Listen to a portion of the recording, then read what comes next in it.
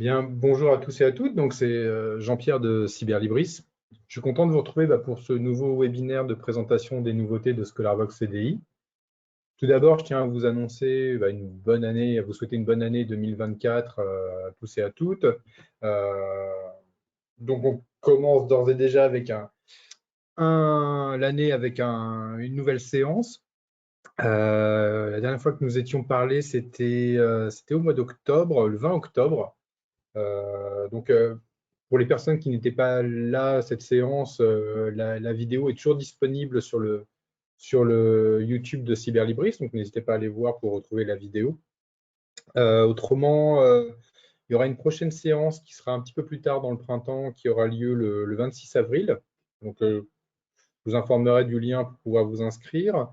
Évidemment, à toutes les personnes qui participent aujourd'hui à ce webinaire, vous recevrez dans la journée un petit email récapitulatif avec tous les points que j'aurai évoqués pendant la séance, dont le lien pour la séance du 26 avril.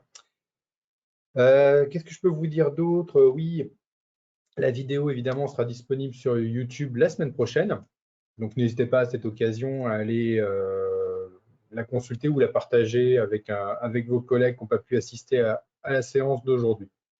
Donc, au niveau du plan de cette présentation de nouveautés de titres principalement, eh bien, je vais faire un petit focus sur une mise à jour éditeur aujourd'hui. Ensuite, je vais passer sur des sélections thématiques de nouveautés. Alors, il y aura une partie consacrée au lycée, aux classes préparatoires et au BTS.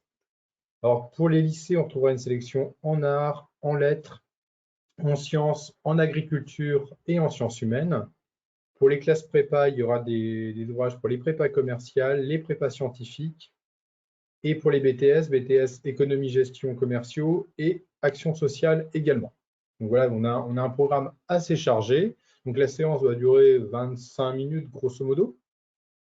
Donc je vais pouvoir commencer d'ores et déjà. Donc je vais couper ma caméra pour la séance. Hop. Et on va pouvoir démarrer.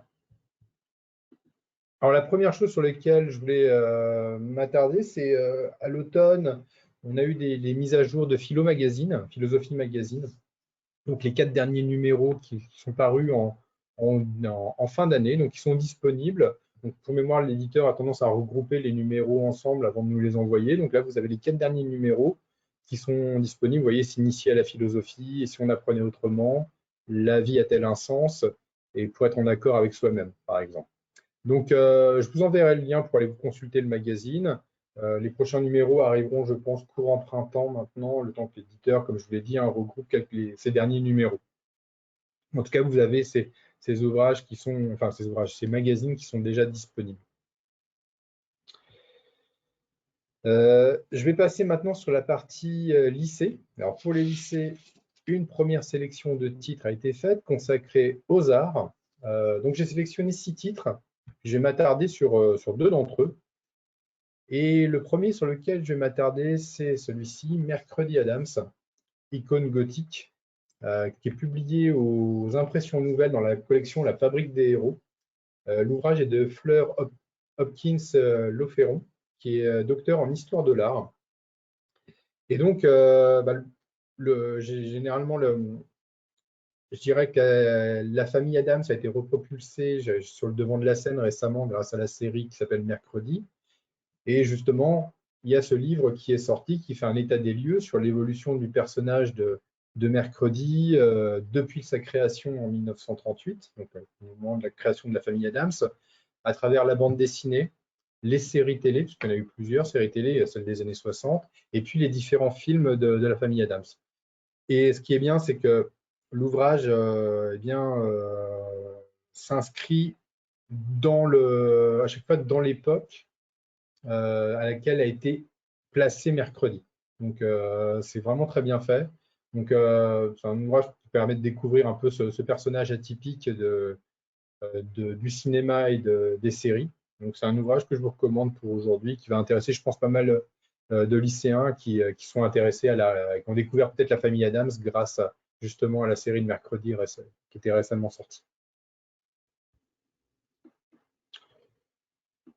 Autre ouvrage en art que j'ai sélectionné, c'est un ouvrage sur le groupe Queen de David Rassan qui est publié Le mot et le reste. Alors pareil, hein, il y a eu le film Bohemian Rhapsody qui est sorti il y a quelques années, qui a remis sur le devant de la scène Queen, donc qui n'est jamais vraiment tombé dans l'oubli, qui reste malgré tout un des grands dinosaures du rock, mais qui est toujours quelque part à la mode. Donc il y a toujours des jeunes qui vont s'intéresser à ce groupe-là. Et dans l'ouvrage qui est proposé par David Rassan, qui est DJ et auteur de livres sur la musique, bien, il revient sur l'histoire du groupe, l'histoire des membres, les 4 membres de Queen, et puis il fait une analyse aussi de la discographie du groupe, de tous les albums qui ont été édités par le groupe. Il y en a quasi une vingtaine d'ailleurs.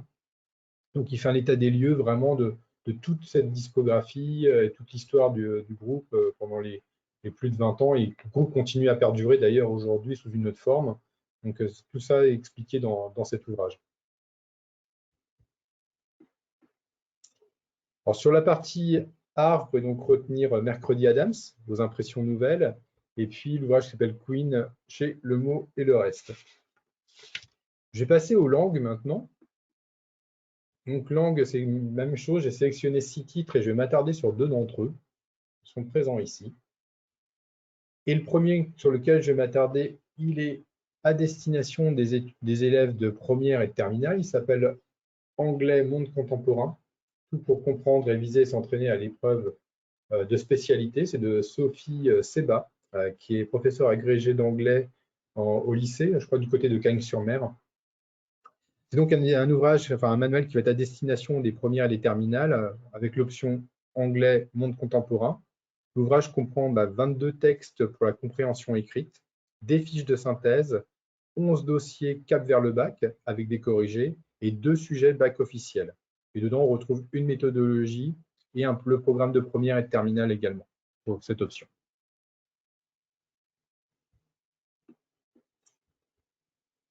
Autre ouvrage que j'ai retenu, hop, c'est Gradatim, le latin pas à pas, publié dans la collection La vie des classiques aux belles lettres. Il y a plusieurs auteurs qui ont travaillé sur cet ouvrage. Et tout d'abord Lucas Ego, qui est doctorant en histoire ancienne à l'université de Aix-Marseille.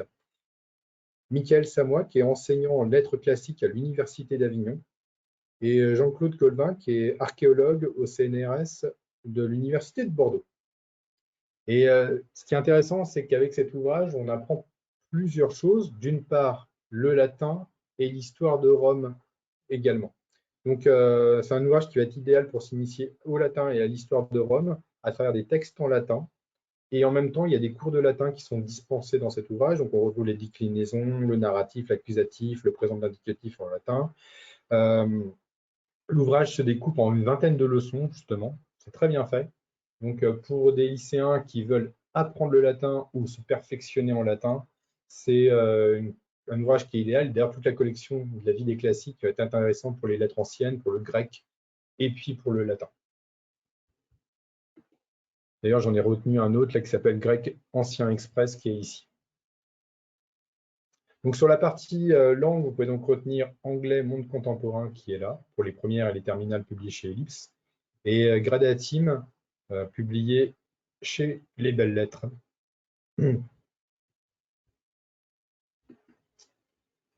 Alors, j'ai fait une petite sélection également de titres en sciences. Alors, pareil, 6 titres pour les publics de lycée. Et je vais m'attarder sur 2 d'entre eux. Et le premier sur lequel je vais m'attarder, c'est la biographie des grands théorèmes, publié chez Ellipse. Alors, l'ouvrage est de Bertrand Huschkorn, qui est professeur de mathématiques en classe préparatoire au lycée Potier de Orléans. C'est un ouvrage qui va nous permettre de découvrir les grands théorèmes de mathématiques à partir d'énoncés et de démonstrations. On retrouve dedans des schémas et des légendes, et on a aussi l'histoire et l'évaluation des grands théorèmes en maths. Donc, on retrouve 28 théorèmes au total en géométrie, arithmétique, algèbre, tout ce qui concerne les fonctions et les topologies. Donc, on retrouve de tout dedans, c'est super bien fait. D'ailleurs, cet ouvrage est aussi disponible pour les classes prépa. Je ne sais plus si je l'ai mis dans ma sélection pour les prépas, mais il est également disponible aussi parce que c'est un ouvrage qui va intéresser beaucoup de monde tout au long de sa scolarité. Donc, c'est un ouvrage que je recommande aujourd'hui. Alors, et plutôt que de vous parler de physique-chimie pour les terminales, physique-chimie pour la seconde et mathématiques pour la première, j'ai voulu parler de cet ouvrage-là, qui est plus de culture générale, on va dire, qui va être le guide des données astronomiques 2024, publié chez EDP. C'est un ouvrage qui a été édité par l'Institut de mécanique céleste et de calcul des éphémérides. C'est un ouvrage qui va être à destination, plutôt un guide d'ailleurs, à destination des passionnés de l'observation du ciel, à la fois professionnels mais aussi amateurs. Donc l'ouvrage nous permet de découvrir la position des astres mois par mois, les méthodes d'observation des différents phénomènes, des cartes également, et puis les calendriers et les échelles de temps pour mesurer la distance entre les astres. Donc c'est super bien fait pour les élèves qui sont passionnés d'astronomie. Évidemment, vous pouvez donc leur recommander cet ouvrage pour aujourd'hui. Donc sur la partie science, vous pouvez donc retenir la biographie des grands théorèmes et puis le guide de données astronomiques 2024. Il y a les autres ouvrages que j'ai retenus, évidemment, que vous retrouverez dans le lien que je vous enverrai aujourd'hui.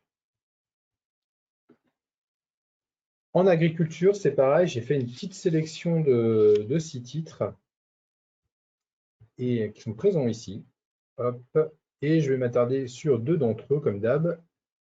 Et je vais commencer par le premier qui est publié chez Duno, c'est Revitaliser les sols, diagnostic, fertilisation et nitroprotection. C'est de Francis Bucaille. Francis Bucaille, il est agriculteur et fondateur de la société GIGOS. C'est un ouvrage qui présente les solutions pour restaurer les équilibres des sols et les rendre plus fertiles et plus résilients également.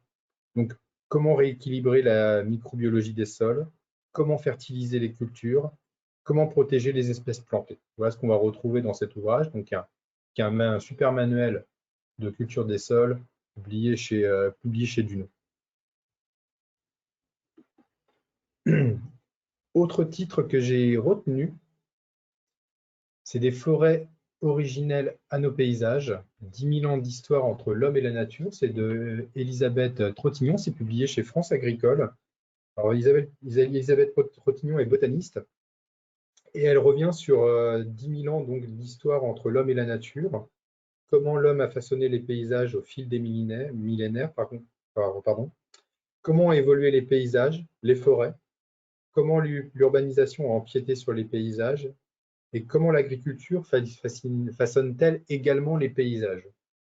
Donc on va retrouver tout ça dans cet ouvrage, qui est un ouvrage d'histoire principalement, mais d'histoire justement des paysages. Et c'est vraiment très bien fait, super intéressant. Donc c'est un ouvrage que je recommande évidemment pour les lycéens qui sont en lycée agricole, mais pas que, parce que je pense que cet ouvrage peut s'intéresser à pas mal de monde, même des géographes par exemple. En géographie, ça peut être intéressant aussi. Donc c'est un ouvrage que je vous invite à consulter également aujourd'hui. Donc sur la partie agriculture, vous pouvez donc retenir revitaliser les sols, publié chez Duno, et les forêts originelles à nos paysages, publié chez France Agricole. Et puis il y a tous les autres ouvrages que j'ai sélectionnés également, que vous retrouverez dans la petite sélection. Alors sur la partie lycée, avant de passer au prépa et au BTS, je vais terminer par les sciences humaines. Et parmi les titres que j'ai retenus aujourd'hui, il y en a 2. Il y a L'économie tout simplement, publié chez Erol, Mieux comprendre la complexité du monde réel. C'est de Sylvie Matelli, qui est économiste et directrice adjointe à l'IRIS, et Assim Slim, qui est professeur d'économie à l'INALCO et à l'ESCA. Et l'ouvrage revient sur toutes les notions de base en économie. Donc, on est sur un ouvrage qui va être vraiment très intéressant à la fois pour des lycéens de la seconde à la terminale, parce que tout y passe dedans. Toutes les notions d'économie sont présentes dedans. Donc, comment on explique l'inflation? Qu'est-ce que le PIB? Qu'est-ce qu'une crise économique et comment se forme-t-elle?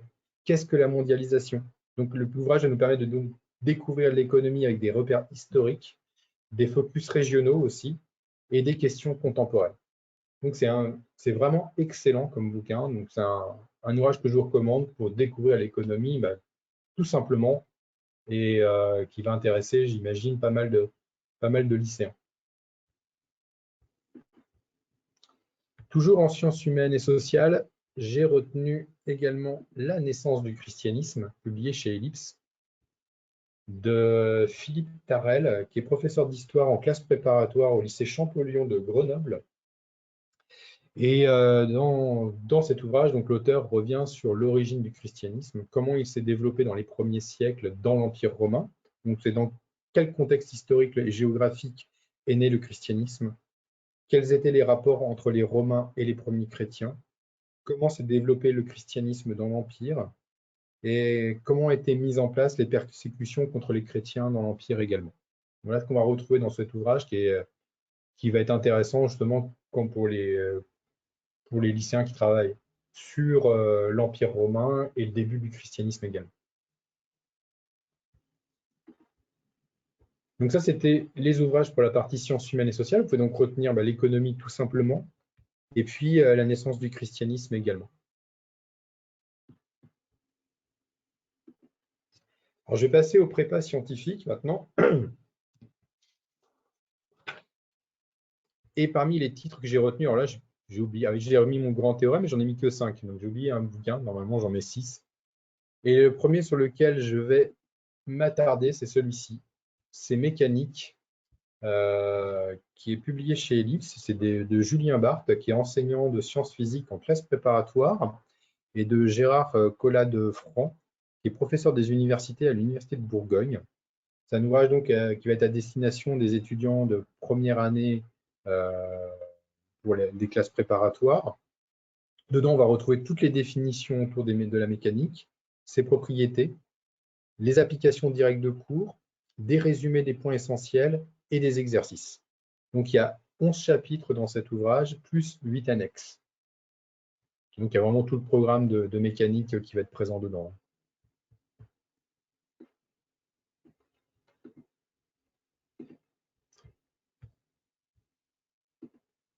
Autre titre que j'ai retenu, c'est physique-chimie en classe de maths physique. Donc, c'est le cours complet. C'est de Pascal Olive, qui est professeur PCSI au lycée Montaigne de Bordeaux.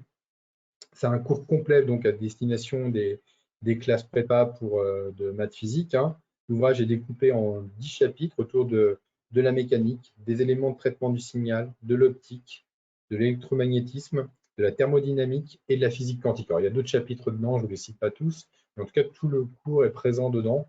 Donc, évidemment, ça va être un ouvrage qui va être indispensable pour les étudiants en maths physique en classe prépa.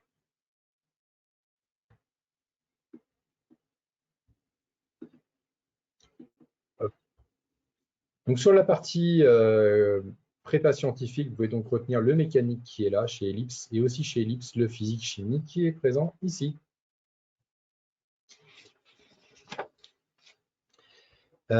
Pour les prépas commerciales maintenant, bon pareil, hein, il y a 6 titres et je vais m'attarder sur 2 d'entre eux. Et le premier sur lequel je vais m'attarder, que j'aurais pu aussi mettre pour la partie lycée d'ailleurs, c'est le dictionnaire de sciences économiques qui est publié chez Duno. Alors, plusieurs personnes ont travaillé sur cet ouvrage. Hein. Il y a tout d'abord Alain Betton, qui est professeur d'économie en classe prépa. Professeur d'économie en classe prépa. Antoine Cazola, qui est professeur en économie LEA de Aix-en-Provence. Estelle Mdan, qui est professeur d'économie à l'INSPE d'Aix-Marseille. Et enfin, Slamir Slimani, qui est professeur en classe prépa ECG à Papeete en Polynésie française. Et donc, tous les quatre, ils ont eu l'idée de travailler sur cet ouvrage qui est vraiment très bien. Donc, on retrouve dans l'ensemble des définitions pour comprendre l'économie et les grands mécanismes à l'œuvre. Il y a 2400 définitions dedans et plus de 20 articles thématiques. Il y a un lexique anglais-français également. Et on retrouve dedans, alors, je vous cite en vrac, hein, le capital, l'investissement, le commerce international, la comptabilité, la consommation, l'épargne, la croissance, enfin, tous les termes liés à l'économie vont être présents dedans. C'est un gros pavé, il fait plus de 1400 pages. Donc, il y a tout qui est présent dedans.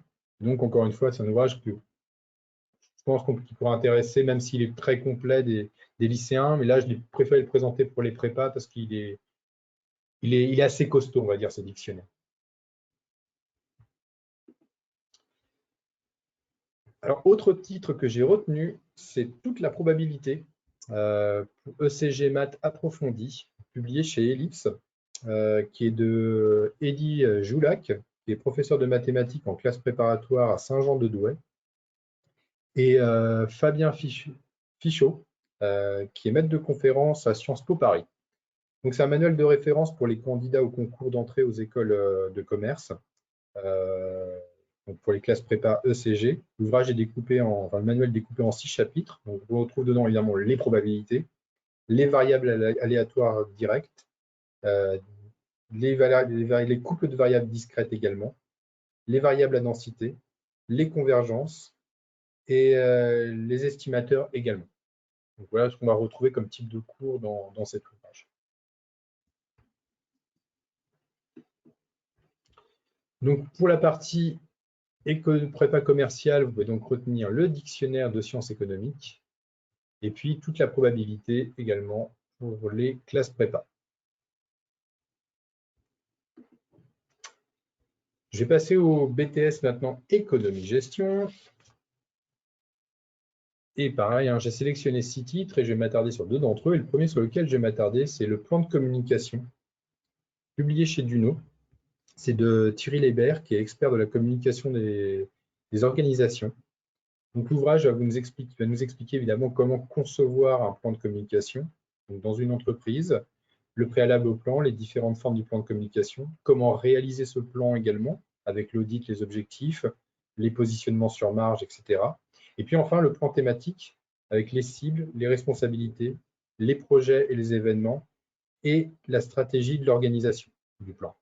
Donc voilà ce qu'on va retrouver. Donc, pour des étudiants en BTS, principalement, on va dire communication, ils vont trouver tout ce qui est nécessaire pour bâtir un plan de communication dans cet ouvrage. Autre titre pour les étudiants de BTS dans les filières économie-gestion, c'est le comportement du consommateur, toujours chez Duno, qui est de Joël Bré, qui est professeur de marketing à l'IAE de Caen, et de Gaël Pantin-Soyer, qui est professeur de marketing à l'Université d'Angers. Donc, cet ouvrage est un petit guide qui va nous expliquer tout ce qui concerne le consommateur et son comportement. Donc, comment comprendre le consommateur, le traitement des informations et les processus de décision dans le marketing, les variables internes à la consommation et les variables d'environnement également à la consommation. Voilà ce qu'on va retrouver dans cet ouvrage, qui n'est pas très gros, c'est la collection des topos, généralement chez Duno, ils ne sont pas très épais. Il y a plein de choses dedans et plein de petites astuces pour découvrir, voilà, en l'occurrence, le comportement du consommateur.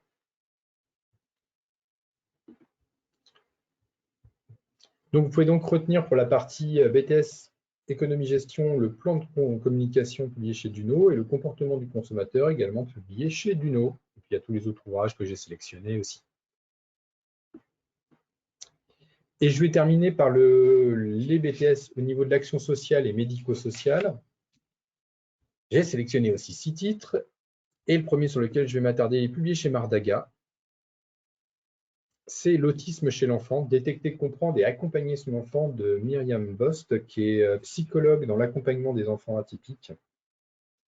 Et donc, dans cet ouvrage, l'auteur explique qu'est-ce qu'un trouble du spectre autistique. Donc, les stéréotypes, il revient sur les stéréotypes et les préjugés autour de l'autisme.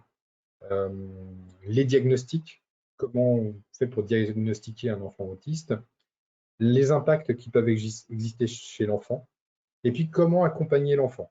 Il y a des méthodes, il y a des axes d'intervention, de communication, comment gérer les émotions, et il y a une partie aussi qui va être consacrée pour les parents. Donc, comment les parents peuvent diagnostiquer eux-mêmes que leur enfant peut être autiste.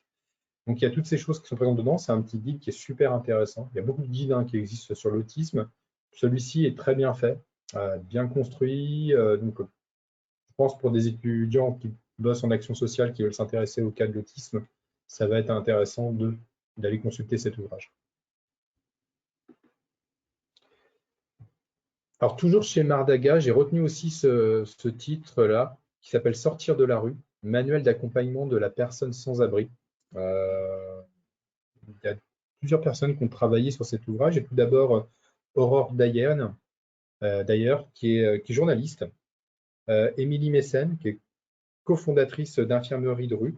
Et puis, Pierre Richman, Rickman, qui est médecin généraliste et médecin social. Et dans cet ouvrage, eh bien, les auteurs expliquent comment sont pris en charge d'un point de vue médical les personnes qui sont à la rue. Donc, comment est pris en charge la santé des sans-abri, qui sont les patients, qu'est-ce que c'est que vivre à la rue versus sa santé, la santé et la vie quotidienne, quels sont les différents intervenants sociaux et médicaux qu'on retrouve dans la rue pour aider les sans-abri, les difficultés dans l'aide à leur trouver un logement. Et puis, tout, quand on arrive à leur trouver un logement, c'est les outils d'accompagnement dans l'aide au logement, dans le logement. Voilà comment ça se passe dans cet ouvrage, donc qui est très bien, qui est à la frontière évidemment du social et du médical. On est sur les deux cas. Donc c'est un ouvrage que je vous recommande aujourd'hui, qui va être intéressant pour les personnes qui souhaitent travailler dans le social et s'occuper des personnes sans abri. Donc sur la partie action sociale, vous pouvez donc retenir l'autisme chez l'enfant et puis Sortir de la rue, deux ouvrages publiés chez Mardaga. Voilà, j'ai terminé pour aujourd'hui la présentation des ouvrages. J'espère qu'il y a des ouvrages qui vous ont plu, intéressés, que vous allez pouvoir présenter, mettre à disposition des élèves. Je vais vous envoyer dans la journée, en fin de matinée, je pense, le récap avec tous les liens des sélections que j'ai faites. Donc, vous pouvez retrouver tout ça dans la journée. Il y aura aussi le lien pour pouvoir vous inscrire à la séance du 26 avril. Vous retrouverez aussi le replay de la séance d'aujourd'hui dans le mail. Puis après, pour les personnes qui n'ont pas pu suivre, évidemment, il y a le lien sur YouTube, la vidéo qui sera sur YouTube la semaine prochaine, avec là, pour le coup, tous les liens en description de la vidéo. Voilà, je vous remercie encore une fois pour votre attention. Je vous souhaite une bonne journée, une nouvelle fois, une bonne année 2024.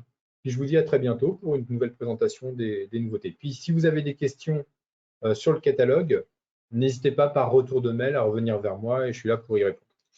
Merci à vous et puis à très bientôt. Au revoir.